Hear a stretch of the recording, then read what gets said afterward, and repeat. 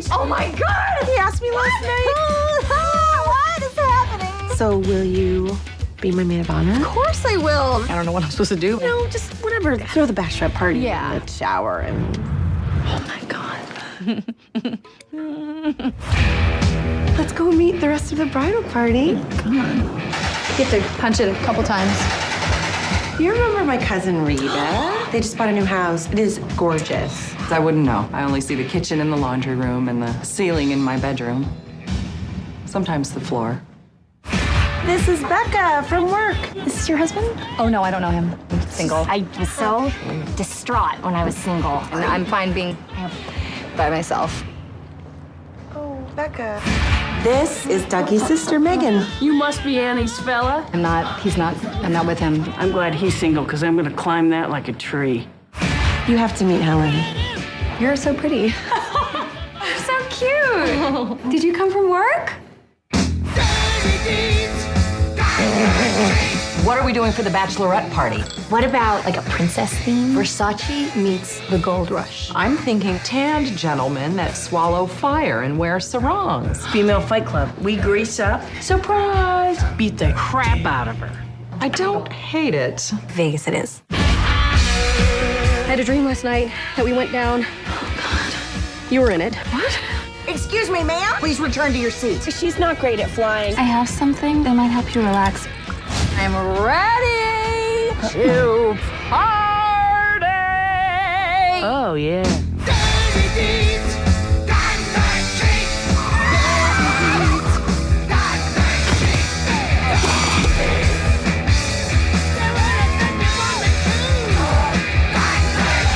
You should come to Lillian's wedding with me. No. Oh, this is some classy. Jeez, Megan. I'm sorry, I want to apologize. I'm not even confident of which end that came out of.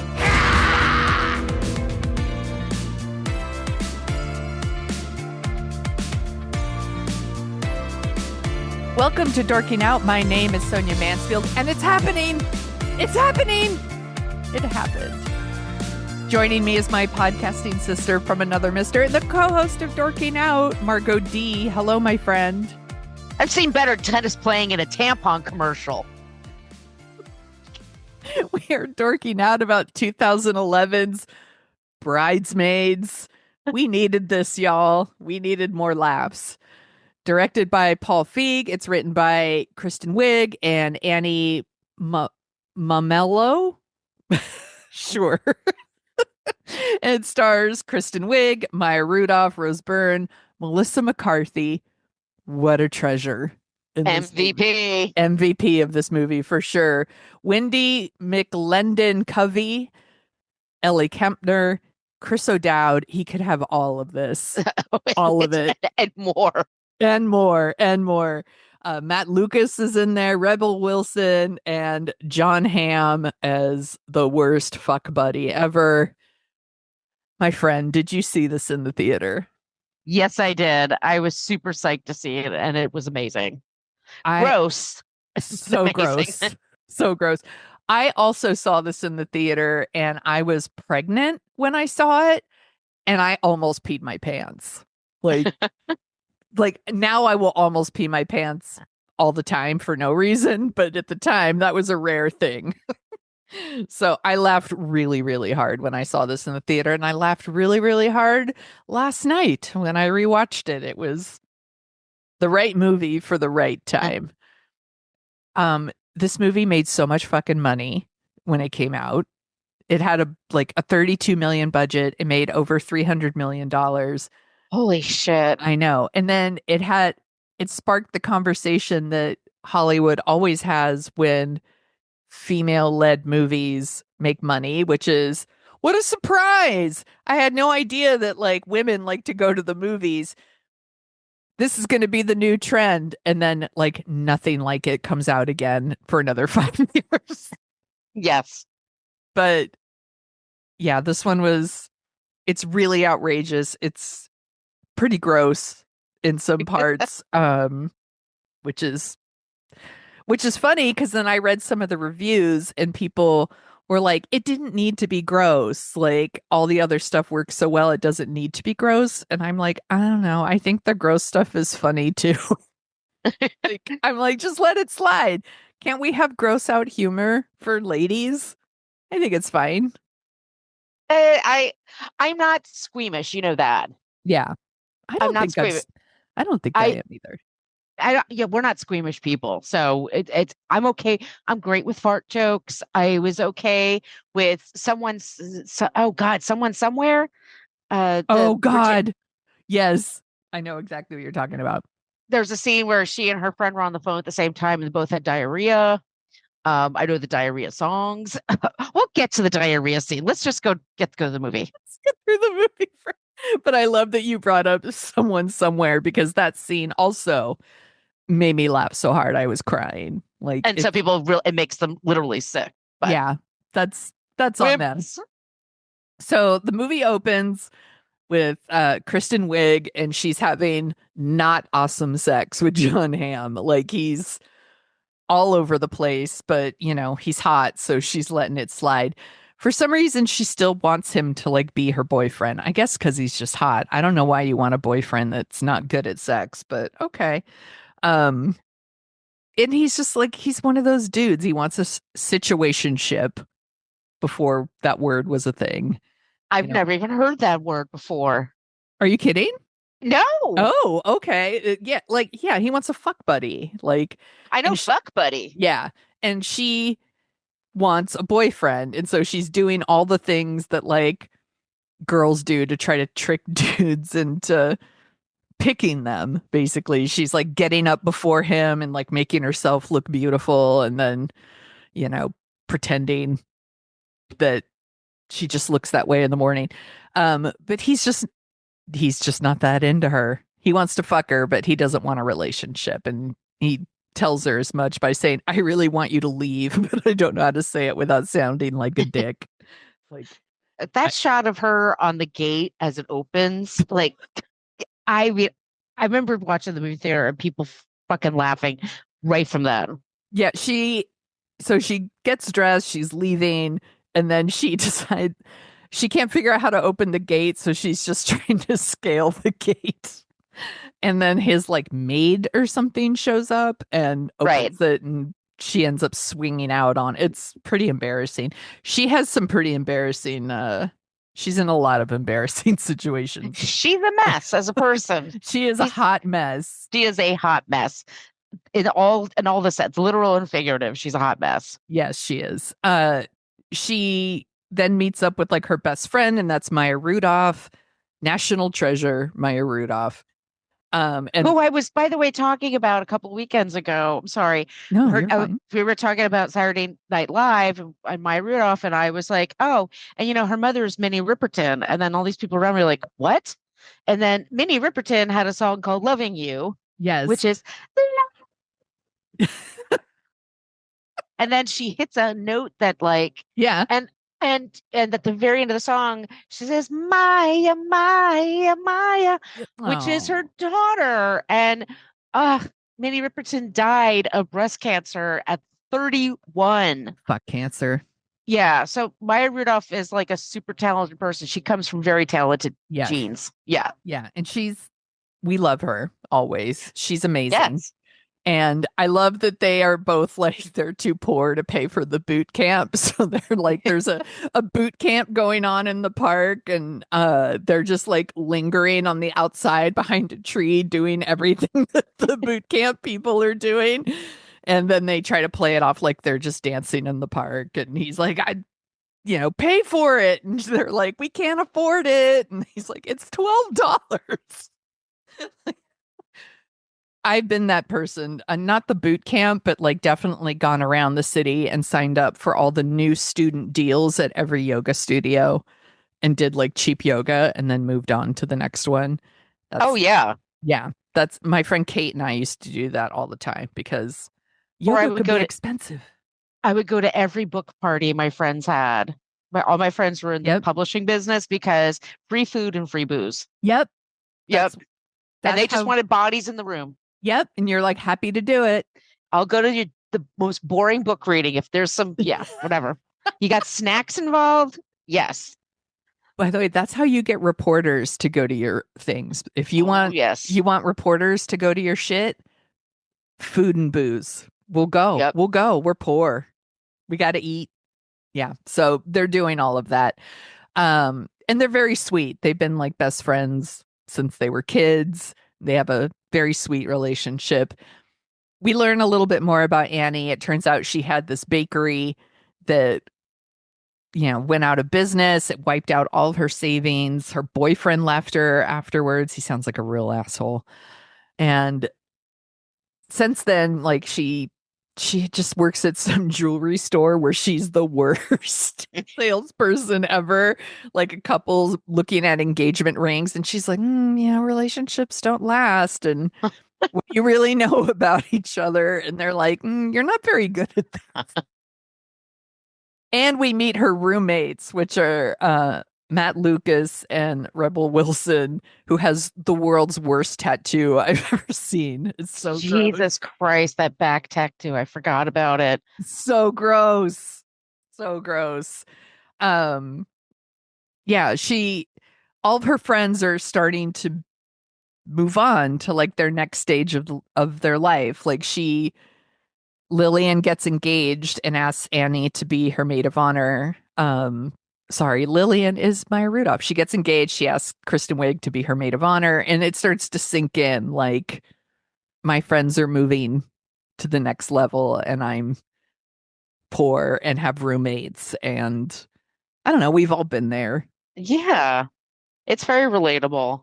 Very relatable. Also, I love Jill Clayburgh as her mom. Who goes to AA even though she doesn't drink. Because she likes the stories. She likes the story. They're such an inspiration. R.I.P. Jill Clayburgh. Like she's so great. And like quickly, like Kristen Wiig feels like she's losing her best friend. She goes to the engagement party and it's super fancy. And she meets all the other bridesmaids, and one is Rita, and that's Wendy McLendon Covey, and she's the like mom with like 5 boys or something. And like her husband doesn't even kiss her anymore. She's like super horny. She just wants to go on a bachelorette party. And then there's like Becca, and that's Ellie Kemper. Sorry. From The Unbreakable Kimmy Schmidt. She's always so funny. And she's super naive. She's go ahead. Adorable. Everybody drink. And she's like a newlywed. She's super naive. It's like, we went to Disney World for our honeymoon and, we should have a Pixar themed bachelorette party. and then we meet the amazing Megan, and that's Melissa McCarthy, who we talked about this off the air. I think that off the air because we're on the air. That you didn't really see Melissa McCarthy in like other things before this. So right. Some people, this was their introduction to Melissa McCarthy, and she's so fucking good in this movie. She steals the movie. She's fucking committed. I don't realize how tiny she is sometimes. Like she's a little thing, but she's brilliant. So fun, like so crude and like foul mouthed, but like real. She's real with everybody. And good God, she's so fucking funny in this movie. And then we meet Helen, and that is Rose Byrne, who wasn't really known for comedy, I think, at this point. But she's a funny person. She was in one of my magazines. I think it was YM magazine. When I worked there. So I got to meet her. They did a photo shoot in Central Park, and she's from Australia. Yes. And she is fucking beautiful as anything you've ever seen in her life. And so sweet. Yeah. Isn't she's married to Bobby Carnival. Yes. And they have babies. Yeah, but they're never in public together. No, they're like a New York couple. They're like very quiet. They just raise their kids, and they're all super good looking and talented, and hopefully they'll save the world one day. We'll see. Yeah, I hope so. Pressure. No pressure. No pressure, but we're all counting on you. I just want you to know. We're all This is counting on Sarah you. Connor calling back to you. So Rose Byrne also so funny in this. She's like really wealthy, like I guess kind of she's a trophy wife. Her stepchildren hate her. They're just like, fuck off, Helen. It's so shitty. And instantly, like, Kristen Wiig is like intimidated by Helen. Like Helen is like making her move to like be like Maya Rudolph's #1 best friend. Even though she's not the maid of honor, Kristen Wiig is the maid of honor. She clearly wants the job. Like, Right. She's hosting the party. She's trying to organize all these things. They get into like a speech off at the engagement party that is so cringe. Like, so cringe. I also love the thing in the engagement party where every time Kristen Wiig is talking to someone, a random dude is standing next to her and they're like, is this your husband? And it's like some like old man or like, it's like so funny. How many engagement parties have you been to? We've both been bridesmaids a million times. Yeah, both. Oh, a million. And housewarmings. And and I'm genuinely happy for people, but Yeah. it's hard not to do the thing where you're like, is this really gonna happen? Is this Yeah. It's hard not to do that. And I can tell you with my experience, all these years of going to weddings and these parties, I have no fucking clue who's gonna make it and who doesn't. It's just a wild coincidence if it works. And Yeah. I applaud people for taking the risk. Yeah. Good on y'all for trying. I mean, I tried. It didn't work, but yeah, good for me. But you were pregnant at the time, like you were living the dream, you thought. Well, I didn't get married because I was pregnant, but I got pregnant. No. But you're not a single woman anymore. You're now No. married. You have a kid. You know. Yes. Yeah, all the things. I've been a bridesmaid countless times. I've been the maid of honor like maybe once or twice. And that shit's a lot of pressure. I don't like it at all. I've done it a couple times. And yeah. I'm to the point now where I make it very clear. Like, I really don't have the time or the money or the anything to do it. I am a joyless person when it comes to this shit. It's not new to me. It's too expensive. Well, yeah, that's the thing. It's a time suck. It's like weekend after weekend. And it's getting worse. Like now somehow, yes. Yeah, it's not just, oh, we have a bridal shower. That's usually like the moms or the mother-in-laws tend to host these things. Yeah. That's not even a thing. Like now it's like turned into like fucking whole weekends of bridal showers, a whole weekend or week of bachelorette shenanigans. I'm like, it's so much pressure. It's so much work. And yeah, I don't think I would ever do it again. And I'd have to be like really in my golden years, like one of my last big things I'm going to throw. I guess. Seriously, just because I had jobs where I always had to be in charge of things. I had to know all the logistics. Yeah. I mean, and if it doesn't work out, I get screamed at. I mean, I've had like that was definitely part of my life too. So I was like, why am I adding this pressure on myself when I already have it? And there's also, I worked also at Modern Bride magazine. So I know like just the Bridezilla thing. And I was there when, I watched in my lifetime when bridal registries, like they just went insane. I mean, just people used to send out cards. This is where we're registered. This is the thing. And then there's the thing. And now you don't know if you're going to be fed or not. Now you don't know how many days. Is it just, are you only part of this event, but not that event? Yeah. It's just so expensive. And then they get married and they have kids and they have the gender reveal party. And then they got the thing and the thing and the thing. I have never been to a gender reveal party and I don't intend to do that anytime soon. I'm getting too old for that anyway. So hopefully that's not going to happen anymore. But I've never been to those. But I have been to countless like baby showers and like kids' birthday parties where like this is, before I was married, before I even had my own kid, like I would go to their parties and I was, the token like shithead. I was like, I'd drink a bunch and like get in the bouncy house. like I'm so fun at kids' parties. Like, and then, you know, if somebody brings out a magician, I'm like, get the fuck out of here. Like, take off. Like, magicians give me the creeps. But anyway, Magician had a bridal party. That went weird. So no. Like I've gone to kids' parties where they like have a magician or something, and then I'm yeah, no, I know what you mean. Yeah, and then I'm like, oh, I have to leave now. Bye. Yeah, I hear this from. You hear stand-up comedians always complaining about bridal showers too, like the bachelorette parties. They're like, let's go to a comedy show. And by the time they get there, they're so fucking wasted that they just can't. Yeah. It's a thing, and it's a lot of pressure. And yeah. So, where were we? Oh, I just knows? Okay. So Kristen Wiig leaves the party. And she's in her car and she's like making fun of Rose Byrne. Oh, hi, I'm Lily. Like being all shitty. And she's swerving like all over the road. And she gets pulled over by the most adorable cop in the world, Chris O'Dowd. Again. And again, yes. All of it. He could have Irish, tall, so cute. And she does the whole like I'm not drunk, like look, and she starts like dancing and she's being all ridiculous, and finally like he lets her go because he clearly likes her. We're gonna see him again later.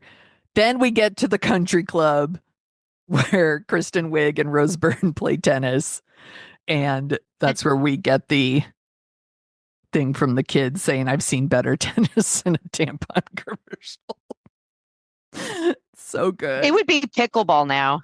It totally would be pickleball. That's all I could think of when I was watching that, but it was cracking me up. Yeah, they're super competitive. They're just like smashing this tennis ball at each other, hitting each other in the tit with it. That was a reoccurring thing. And then they go to like this cheap Brazilian restaurant because Kristen Wiig doesn't have a lot of money. And so she's trying to plan fun things, but she wants it to be affordable. So she suggests that all the bridesmaids go to this like Brazilian restaurant and like they eat the world's worst Brazilian food, I guess. And then they go to like try on bridesmaids' dresses. And by the way, they're also suggesting Melissa McCarthy suggests that they have like a bridal shower that's a fight club. And that shit made me. She's like, and then we just jump on her and we beat the shit out of her.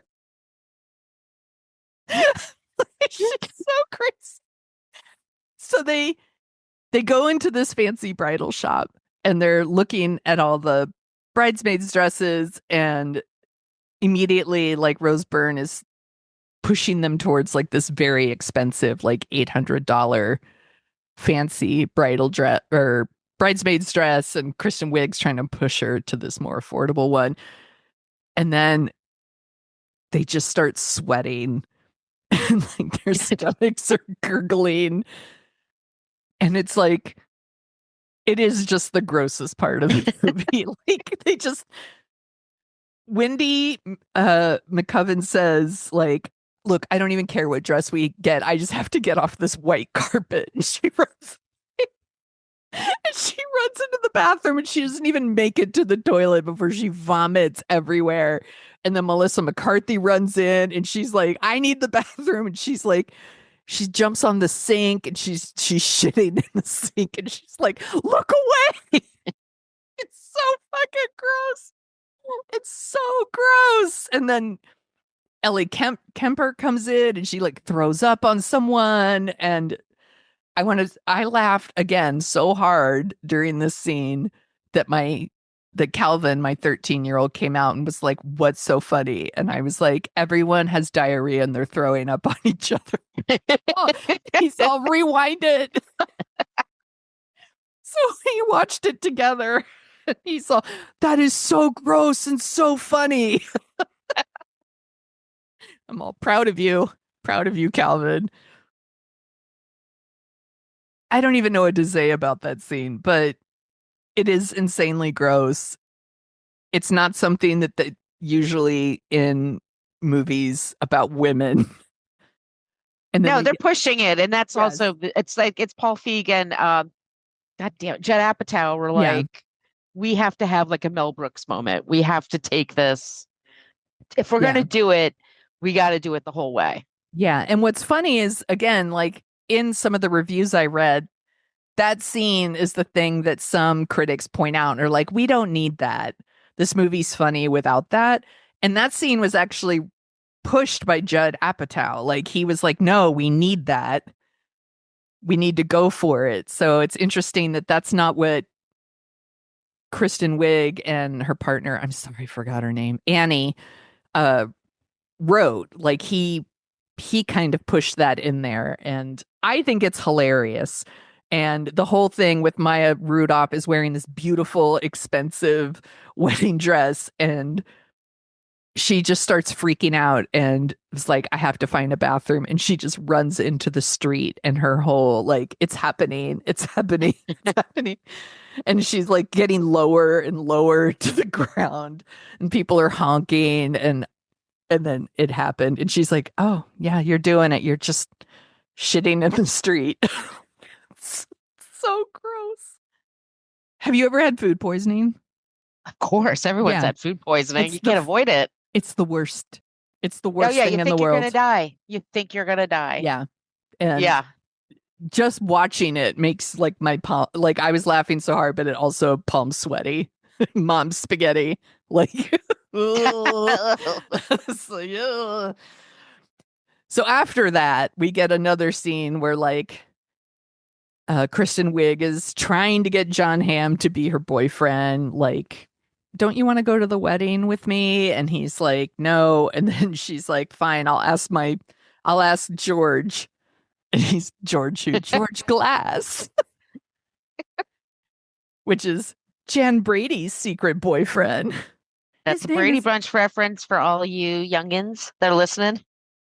His name is George Glass. George Glass. And, you know, he's like, can George Glass do this? And he just like grabs her boob, and she's like, probably. Just what a creep. Such a creep. She leaves, she goes to a store, and she runs into Cute Cop, and they just eat carrots on his car and chat, you know, like you do. And it turns out he was a big fan of her bakery, and he does come a little hard for the you should get back into baking. But that's, yeah, whatever. It's coming from a good place. Yeah, people, there is like that. You want to be encouraging with people, but you also have to meet them where they are. And it's tough to balance that, like to tell a person, you need to take, risk everything again. The thing that, almost broke you, you just need a kick in the pants. And some people do, and some people, it makes it worse. Yeah. And she keeps telling him like, no, I don't want to do that. I'm not ready. And he does come at it a little hard. After that, we get the bachelorette party weekend where Kristen Wiig is overruled. She's suggesting like, we should all go to a lake house and hang out. And everyone's like, fuck that. It's got to be Vegas. I've definitely been to Vegas on bachelorette parties. Like, I think it's the law. I think at some point everybody has to go to a bachelorette party. Yeah. In Vegas. I don't know. We didn't do some of the typical things. We all dressed up in like at Excalibur Casino and like got our picture taken as like Renaissance Fair people. And then we went to the Star Trek bar that was there. So, are you kidding me? No. There used to be a Star Trek bar. Do you remember that? You remember that? Remember? No, I don't remember that. And I thought you were more of a Star Wars girl.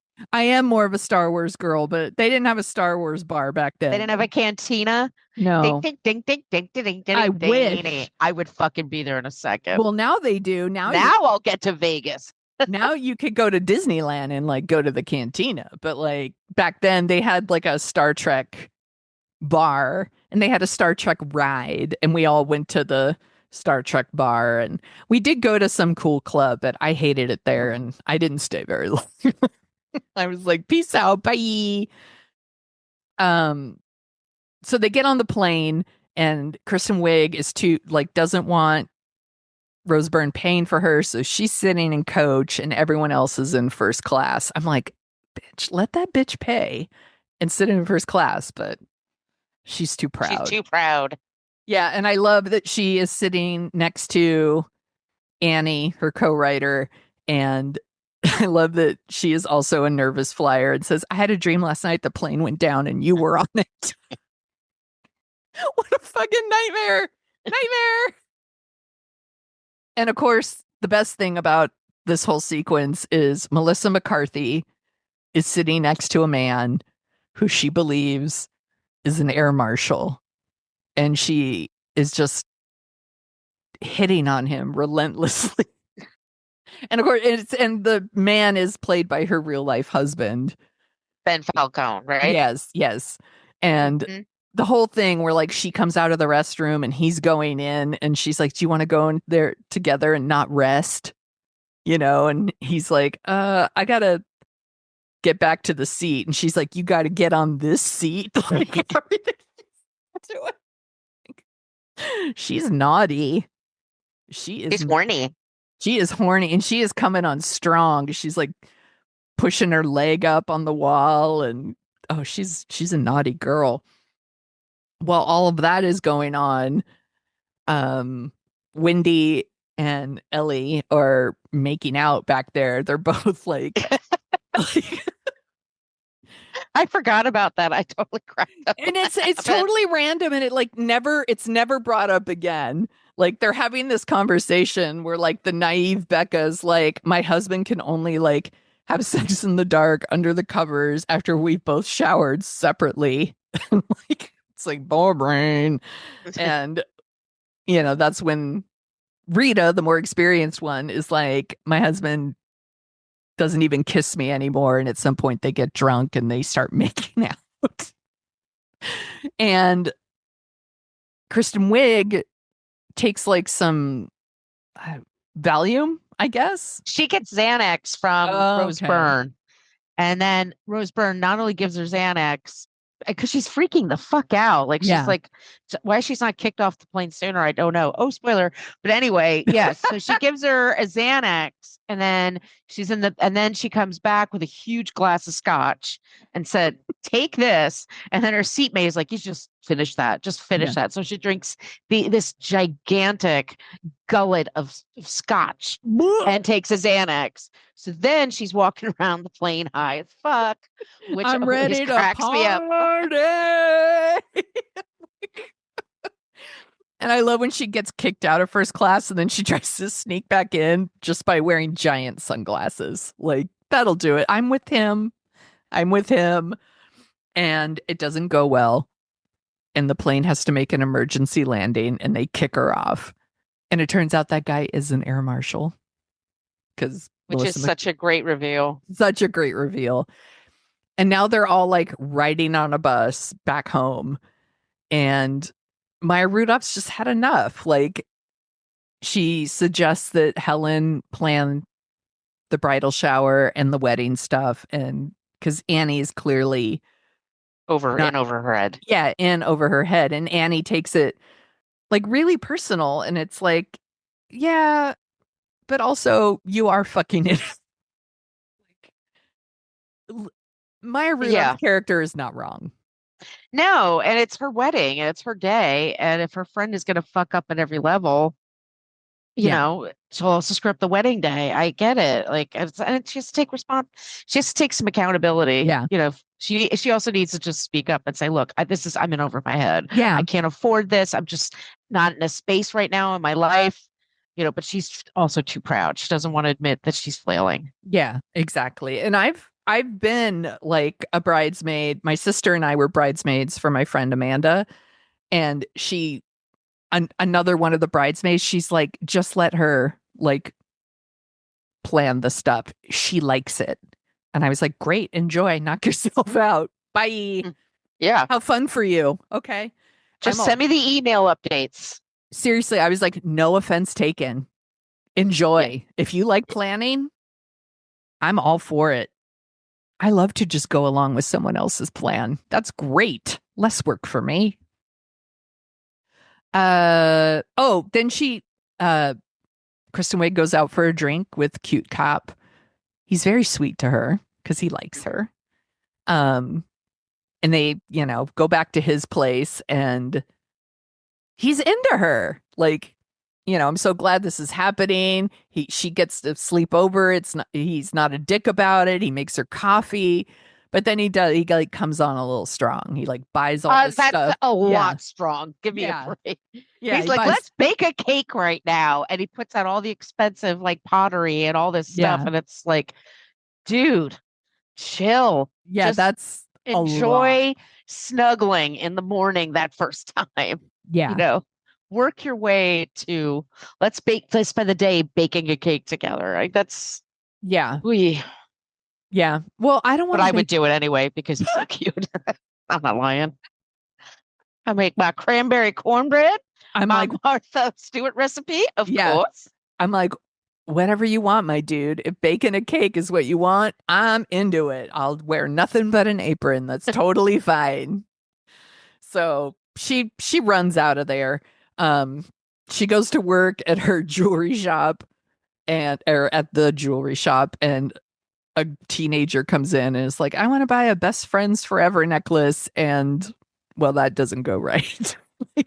And do you know that's Peter Frampton's daughter? I did not know that. That is Peter Frampton's daughter. So he definitely had her 13. I mean, the kid is funny as shit. She's super funny. Holds her own. Like apparently all that was just improvised on the set. Well, it's really, really funny because Kristen Wiig's whole thing is like, well, you may not be best friends forever. And, and she ends up calling her a cunt. And she gets fired from her job. She goes back to her apartment, and Rebel Wilson and Matt Lucas are like, it's so weird for a brother and sister to have a roommate. So you need to move out. We're just going to live together. So then she has to move in with her mom, and which was the one thing she didn't want to do. Yeah. So now she's like, I'm hitting rock bottom here. Then she goes, this is one of my favorite scenes. She goes to the bridal shower that Rose Byrne has planned at her like mansion in Chicago. And it's all like Parisian themed, which is the thing that she had suggested. The party favors are puppies wearing little berets. So cute.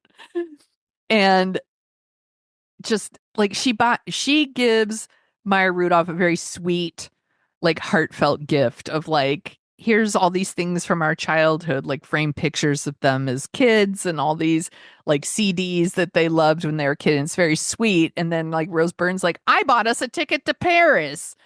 And like, that is like the last fucking straw.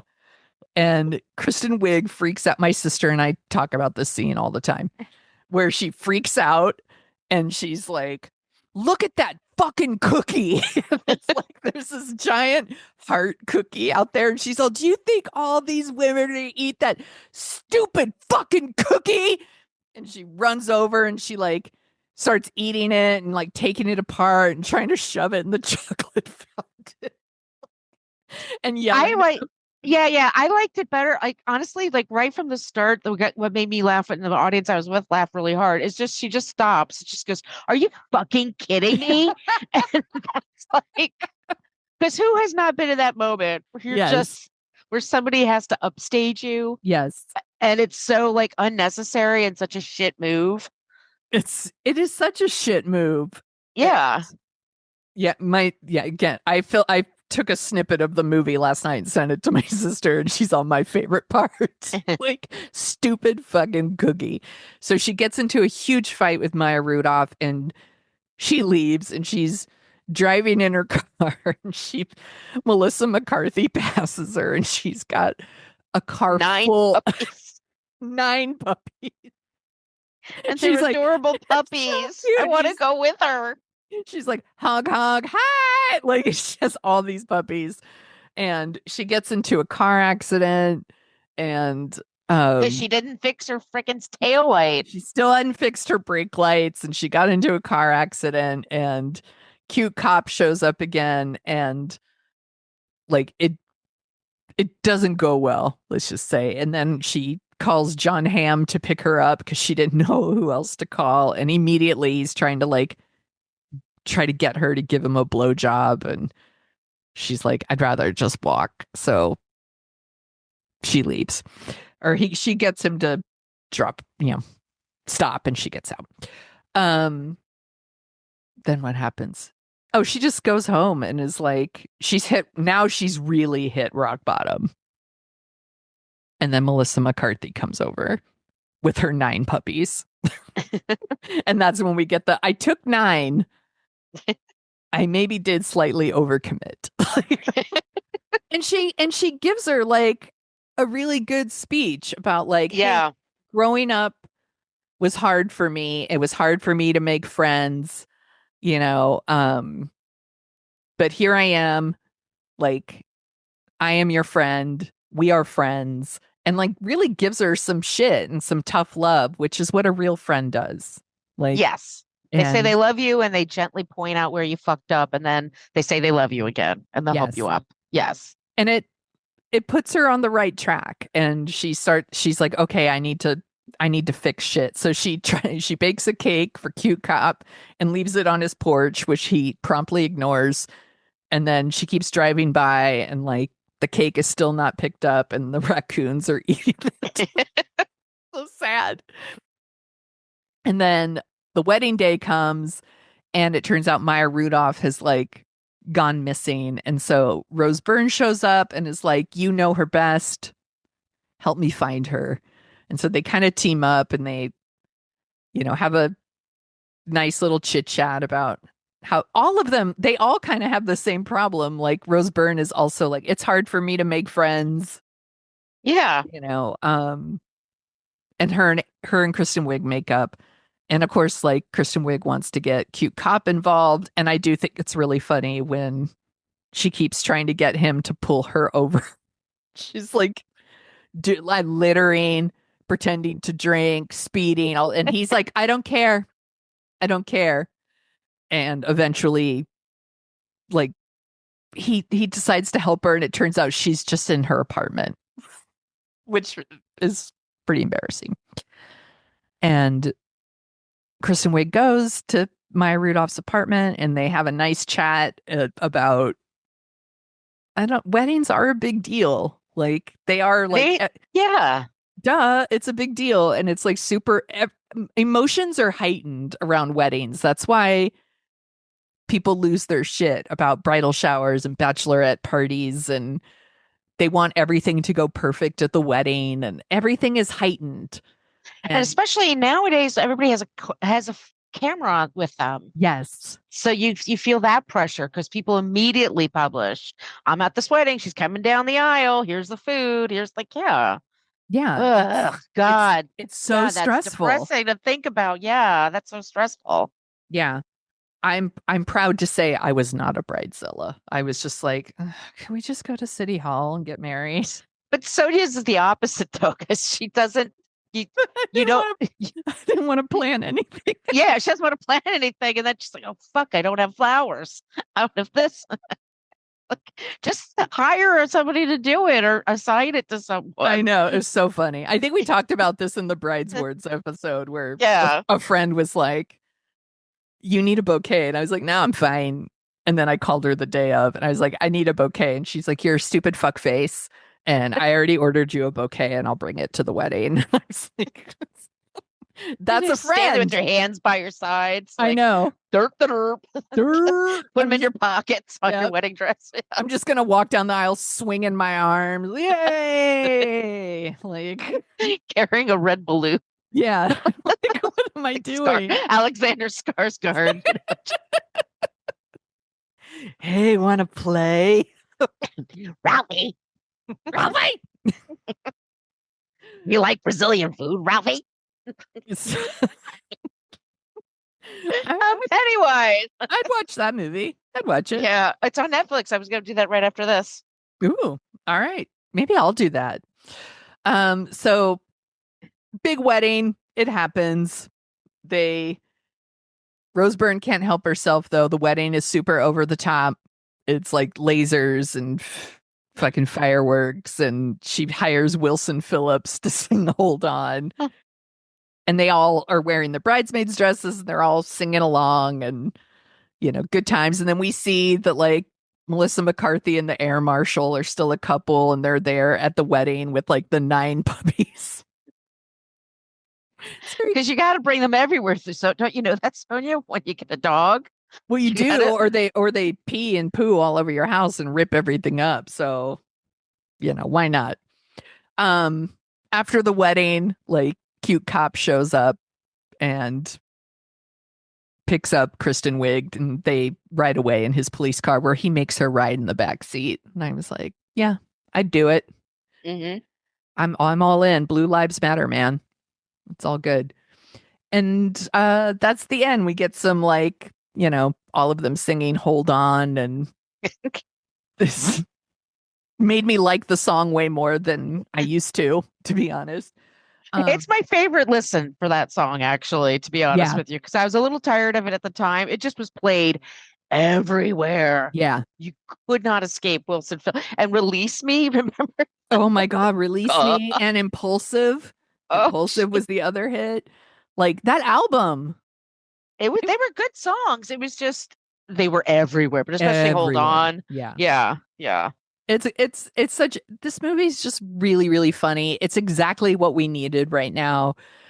I love that this gross out comedy was nominated for Best Original Screenplay.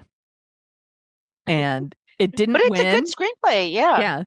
But I pulled up the list of like what else was nominated for original screenplay, and I'm like, I would have gave it to Bridesmaids. Let's do it. Yeah. I also want to say Melissa McCarthy was nominated for Best Supporting Actress for this movie. And I'm like, yeah, I would have maybe gave it to Melissa McCarthy, but let's see. I have to say, just at the time and like what I thought when I saw that, because I hadn't seen her before in anything. Yeah. I had no idea. I didn't the Groundlings or anything else that she was into. So she did make an impression. And then she was the one I talked about the most after I saw that movie. And sometimes that's just what the supporting player, that's what they do. That's, that's what makes you shine. I mean, that's why Marissa Tomei won. She kind of came out of nowhere and was so fucking funny. You can't deny it. You can't deny it. So other people who were nominated for Best Supporting Actress, Janet McTeer, I'm like, for a movie called Albert Nobbs. Is that the one where Glenn Close I think so, yeah. Yeah, she dresses as a man or yes, she's transgender or she's drag, but she's a man. Yeah, I didn't see it. It sounded kind of boring, to be honest. Yeah. Bernice Bejo from The Artist, which I can't even remember that movie. I'm like, I liked The Artist fine, and she was good in it. It's fine. Jessica Chastain for The Help. Okay. That's a movie we have to do one day because I have thoughts and feelings about that one. You are going to crack up. I've never seen it. Oh, wait till you see it. Because it was also, I never read the book. I didn't know this book was a thing. And the book was like apparently the most popular book, with white chicks everywhere. So when I saw the movie, I was like, what is this shit? We need to talk about it. What was I talking? Jessica Chastain, though. Her performance is amazing in the movie. Okay. And then Octavia Spencer is who won for The Help. Yeah. Same. And they're both great and their parts are great. But we'll talk about it some other time. Okay. The Best Original Screenplay, Bridesmaids was nominated. Also nominated was a movie called The Separation, which is not ringing a bell. Is a foreign movie that I heard is really good. I just didn't see it. Another movie called Margin Call. I don't even remember that movie. The Artist was nominated. And then the winner, prepare to be grossed out, everybody. Midnight in Paris, Woody Allen. Okay. Don't you give it to Bridesmaids? I'd give it to Bridesmaids. Did you ever see Midnight? Did you see that movie? Midnight in Paris? Because I don't want to see Woody Allen movies. So I never saw it, but I know people who saw it liked it. I just didn't. Yeah, I have to say I did like it. I say this with shame because he's an asshole and a rapist. I would just say I liked the idea of what he did. I mean, that's all I'll say. Fuck it. Fuck him. He's a creep. Yeah, fuck that guy. Do we want to hear do we want to hear the top 10 movies of that year? Because we've never done 2011. So number 10 was Thor. I like Thor. Number 9, Sherlock Holmes, A Game of Shadows. I'm like, I didn't really like those movies. Number 8 was Cars 2. A movie so bad, my kid won't watch it, and he loves the first one and the third one, and he won't even watch Cars 2. He starts it, and he's like, nah, turned it off. I'm like, damn. Number 7, Mission Impossible Ghost Protocol. Good movie. Good movie. I love all the Mission Impossibles. Yeah. Number 6, Fast 5. Oh, it was one of the Fast and the Furious movies. Yeah. Yep. They're fun, but they definitely it's diminishing returns as you move along that series. Yeah. Number 5, Pirates of the Caribbean on Stranger Tides. Never seen it. No, I haven't seen. I saw the first 2 and was like, that's cool. Number 4, The Hangover Part 2. Not a good movie. No. Number 3, The Twilight Saga, Breaking Dawn Part 1. Those movies, they have their audience, understanding that. Yeah. I'm not one of them. No, I watched the first one and really, really didn't like it. But people younger than us watched those movies on repeat, and they are a devoted fan base. Good for them. Number 2, Transformers, Dark Side of the Moon. No. Shockingly, no, Sonia. I've never seen that. I have never seen a Transformer movie. They're not for me. And then number 1 is Harry Potter and the Deathly Hallows Part 2, which is really good. It's really good. I like the Harry Potter movies. Do we want to talk about the top 10 songs when this came out? Yeah, let's see how many we know. This is going to be kind of funny. All right. Oh, talk about gross. All right. Number 10, Look at Me Now, Chris Brown. Nope. I don't want to look at him. Yeah. Number 9, Down on Me, Jeremiah with 50 Cent. Sorry, guys. My lameness is sticking out here. Number 8, Kesha, Blow. I do know. Okay. Yes. I know that one. This one I like, actually. Number 7, Jennifer Lopez with Pitbull, On the Floor. Yes. Okay. Yeah, it's good. It's a bop. It is a bop. Number 6, S&M, Rihanna. I don't know that one, but I love Rihanna. I love her, but it's not ringing a bell for me either. Number 5, The Lazy Song, Bruno Mars. Maybe if I love Bruno Mars, so if I heard it, I'd probably be like, oh yeah, okay. Number 4, The Black Eyed Peas, Just Can't Get Enough. I don't know that one either. I know, we're pathetic. Number 3, Till the World Ends, Britney Spears with Nicki Minaj and Kesha. Nope. No clue. Oh, here we go. Number 2, Rolling in the Deep with Adele. Okay, I do know that one. Yay! Woo! White ladies. Woo! We love our Adele. And number 1, E.T., Katy Perry featuring Kanye West. I don't know that one either. If they played it, you would know it. Okay. Yeah. That made me feel like a old white lady. I don't know any of that stuff. What else are you dorking out about, my friend? Not a lot. I don't have a big list this week. I started Apple Plus Shrinking. They have season 2. Shrinking. Love. It's so great. I fell asleep in the middle of my watch just because it was on late. So I'm good, but I loved it from the start, like the new season. So I'm going to finish that. Below Deck Sailing. It's fun. The crew is phenomenally inept. And to the point that the 2 stews that are on there argue over who has to clean the cabins, which is your fucking job. It's literally their job. It is the job. And they have a Who's 20. the captain on that one? Oh, it's Captain Glenn. He's from Canada. He's from Ottawa. Okay. And he says, "Yeah, baby." And he's got a very good disposition. Okay. And he keeps it together in Ibiza. And then so they have a 22-year-old chef named Cloyce who, tries to act like he's 40. And he constantly tells you like he's only 22. I'm so young. I'm so young. And you're looking at him, you're like, that hairline, dude, I could see it from here. Like, you don't have enough of a baby face either. Just quit patting yourself on the back for being born in 2000. And Salt Lake City, Real Housewives of Salt Lake City. Okay. All right. We have to talk And the about after this. show. I haven't watched the after show yet, but we have to talk about this episode because the whole thing is they're going on an anniversary trip for Bronwyn and her husband.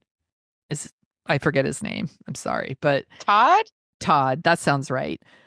They go on that, and it's all the other like married couples, and Heather is not invited. And then Lisa like calls Heather and is like, "We all miss you," blah blah blah, and like I feel really bad for Bronwyn. Like, so that's rude. I don't understand exactly the argument that she had with Heather. And then there's an after show every week where the wives talk about the scenes, which is better than any reunion show because they're more candid. But their reasons for not getting along are very murky, and Heather really can't defend herself. Like they have her with Meredith, and Meredith's really trying to work with her, but like this makes no sense what you're saying. Anyway, there was a fight at Angie's anniversary party where two of the husbands almost got into a fist fight. Yes. And Lisa, they had made it all about themselves. Lisa and Whitney both made assholes of themselves. Yes. And Angie's like, "Opa," because she's Greek. But she also is like, "Look, guys, can you not do this in front of my 13-year-old that's like right there?" So when Bronwyn is having this 15th anniversary with her husband, who's twice as old as she is, and she makes lots of jokes about that. Here's the thing, y'all. There's no such thing as a gold digger. Here's the thing. Her youth and her beauty are currency. Yes. Okay? Yeah. They absolutely fucking are. Okay? Yep. So understand that. I've learned to understand that. Like it is absolutely its own currency, like whatever. But anyway, she's got real money. The guy used to run Palm Pilot. He's also young ones, look that up. But anyway, he's richer than shit and he's constantly working around the world. And they're having their 15th anniversary and they're going to Palm Springs and they're staying at a place that is $20K a night. And flying by their own private jet. And so the husbands had this fisticuffs. And so she said to Lisa, "Hey, are you okay with me bringing this other couple? Because it was a little weird at the party." And Lisa's like, no, we're fine now. But then Lisa decides she's offended by even being asked that. And it's like, no, you were screaming. I know. Anyway, Heather comes to Bronwyn's home, and picks apart everything. And yes, does Bronwyn let her dog shit on the carpet? Probably. Yeah, I'm all judge. You shouldn't let your dog do that, but also, hey man, accidents happen. Like there's like 12 dogs there. It's going to happen. Yeah. But it turns out, so she and Heather have this discussion. It just ends shortly. Heather leaves early and Bronwyn's like, "You know what? I'm not inviting her to our thing because what would be the point? She's just going to give me stink face. And if I'm actually paying for the trip, and that is a power trip to do, but anyway. Yeah. So all they had to do, the rest of the housewives that were invited, some of them are just, guests of the show, best, friend of shows, don't get it. They have to, but if this person's sucking up the cost and it's their trip, you're supposed to kind of bow to what they want. That's the whole point of these trips. Right. And so Bronwyn and her husband is like, "I don't want any bullshit. I don't want any arguing." And I'm like, okay. Do you know what you signed up for, sir? And he does not. He clearly had no idea. And he just suffers no fools. He's a typical CEO. He just is all business. And then, so Bronwyn goes inside. They're outside in Palm Springs. And Lisa Barlow goes, "We should call Heather right now." And they FaceTime her right there at that moment. And it's, first of all, it's rude to Heather. It's like, no rude to Heather. Like, "Hey, we're all on this trip that you weren't invited on. Hi. It's a shitty thing to do to Heather, and it's a shitty thing to do to Bronwyn, who invited them on this very nice trip. And it's a big occasion for her. And Yeah. if someone was making cracks about her marriage before, no, you can't come to my anniversary party. Fuck you. I get it, but it's so rude. And then next week it's like Lisa, and so then at the very end, Todd does the baller move where he goes up to John, Lisa's browbeaten husband, and says, "You're upsetting my wife. I don't like all this arguing. You tell your wife she needs to calm down, she needs to apologize, or you both need to leave." Yeah. And then John's just sitting there and he goes, "So what are you gonna do?" And then John's like, I guess I'll talk to Lisa. Like, yeah. Yeah. I love that Todd's like, look, we're not doing this. We're fucking grown-ups. Like, yeah. You want to be shitty the whole weekend? Get the fuck out. And I'm like, yeah, get the fuck out. Like, you could be shitty in Milwaukee or all the other places they go on their trips. Right. If you're going to mine and it's super fancy, just, if she and Meredith so desperately wanted to speak to Heather, they could go for a walk really quick or just do it from their rooms. It's like you have a sleepover and there's two, people that don't get along. Yeah. And the one that's hosting it, like when she leaves the room, everyone calls that person. It's just weird and awkward. And if you're a bunch of 12-year-olds, I get it because you don't know what life is. These women are in their 40s and 50s. Yeah. It's just so immature. And it's also just the culture they live in is such a patriarchal culture that, it's wild, y'all. It is. And also, if like you're so bummed out that Heather's not there, why don't you stand on business and not go on the trip? Be like, I'm not going because you're not inviting Heather. Yeah, I think it's exactly. But they would never do that. No, of course not, because that would interfere with their camera time and they don't want that. So yeah, they want the trip, but they don't want to. It's shitty. Yeah. Yeah. By the way, in the previous episode, I was like, I love that they show somebody is doing some parallel parking and it is like takes a really long time and you're like, damn, Lisa's a shitty parallel parker, and then it's John that gets out of the car. And I was like, they did him so dirty keeping that in. I laughed so fucking hard. That's a shot that a lot of people it's controversial because they think it's too much about the husbands right now. That shot was so fucking funny. That could have been in The Sopranos. I laughed out loud when John got out of the car because these editors know what they're doing. And it was 100% set up to make me think that it was going to be Lisa. And the fact that it was John, I was like, ha ha. So good. Yeah, this week has been not great, Bob. Not great. So I haven't watched a ton of stuff. I've been trying to a bunch of new things, I should say. I'm sorry, I didn't ask you. Was there anything else on your list? No, I'm done. Okay. I did watch Real Housewives Salt Lake City, obviously. And then I've been watching my Matlock, the new one with Kathy Bates and Elsbeth. And I've been watching like Abbott Elementary and Bob's Burgers. And I just needed something lighter this week because it's real tough. I did start Kevin Can Fuck Himself. It's such a good show. It's so good.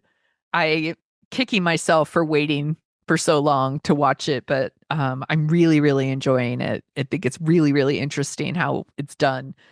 And if you haven't seen it, it's on Netflix and it's shot like part of it is shot like a standard sitcom, like a King of Queens, where like this beautiful woman is married to this schlubby man and it's like canned laughter and all of that. And then when he's gone, it's just her and it's shot like a drama, basically. And she's looking for a way to get out of this fucked up marriage. And it's really, really good. They handle it so well. Like everybody thinks he's like this lovable doofus.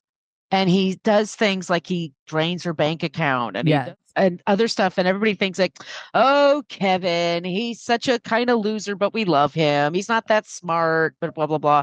Yeah. But we all realize like, oh, no, he's like a malignant narcissist. And he's just, she's in a toxic situation and she's got to get out. Yeah. And it stars Annie Murphy from Schitt's Creek. And she was so good on Schitt's Creek, and she's really good in this too. Mhm. Like it's such a good show. So I recommend that one. And Someone Somewhere is on Max, and it's every episode is so fucking good. Like I'm sad it's going to be over, but I love it so much. Have you got to the one where um Bridget Everett is in the like basement with her sister and they're looking at all of her cunt pillows? Yes.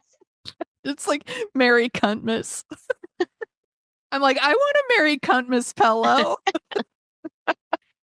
I'm like, they need to set up a merch shop because I would buy all that cunt stuff. I'd buy all the cunt merch.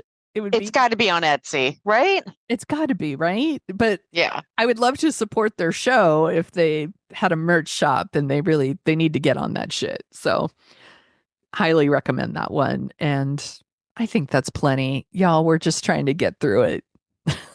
Like, if you've got recs of things that bring joy, please send them our way. We'll take them. My friend, where can people find you on the internet? Well, you can find me at brooklynfitchick.com. All the shows I work on, that's there. I'm a Brooklyn Fit Chick for Threads and Instagram. I'm at Brooklyn Margo for TikTok, Blue Sky, which I'm trying to build up. And gradually I'm going to be sundowning on Twitter.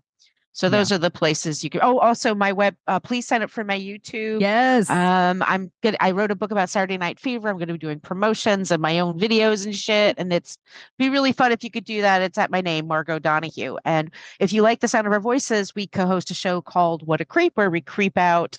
We talk about creeps of the past to the present. Excuse me. And we just talked about the 700 Club's Pat Robertson recently.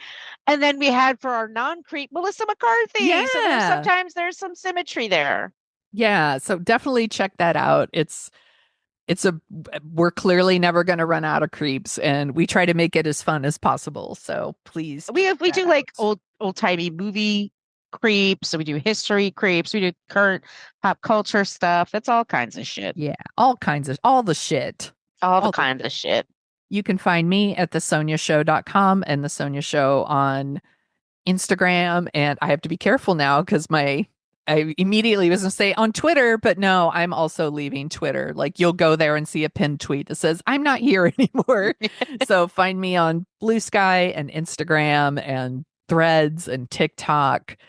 And it's all at The Sonia Show. So follow me on those things. I'm enjoying being off of Twitter, actually. Yeah. Kind of nice to almost start over with my list. Yeah. It's just the ads are just so loud and obnoxious. It's just so hard to navigate now. We had a fire last night in Prospect Park, and my usual is to just go to Twitter because that's where you get your news. And I just couldn't find anything. Yeah. So then I went to the Citizen app, which is the one that gives me nightmares, which tells you all the murders and the child predators and all that shit. So I was looking at all that. Everybody's okay. No one was hurt, thank God.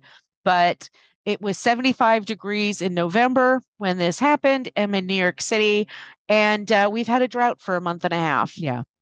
Which is not what we're used to. Mm-mm. And so that added to it. But it's a beautiful park. It was the same person who designed Central Park. It's a jewel of Brooklyn. Mm-hmm. I know. I feel bad for everyone that lives by there. I could smell it when I woke up this morning. But once again, the most important thing is it's contained and people are safe. No one was hurt. That's what we care about. Yeah. And what else was I going to say?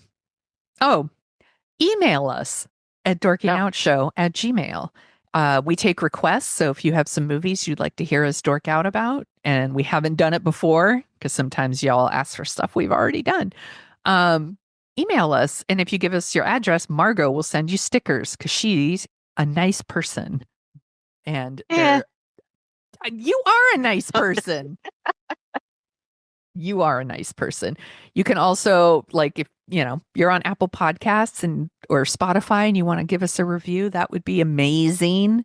You can follow Dorking Out Show on Threads and Instagram and Blue Sky, all the places. It's on YouTube if you like to listen to your podcasts on YouTube. We're not on video, but you could still watch it there if you want and see our icons. Yep. And of course, we're on Spreaker. You could listen there too. So do that. Yeah. I am so glad that we decided to do something fun this week and to get our mind off the world. So thanks for talking about Bridesmaids with me, my friend. I honestly have like a yen for some Brazilian food right now. Yeah, you want some gray lamb?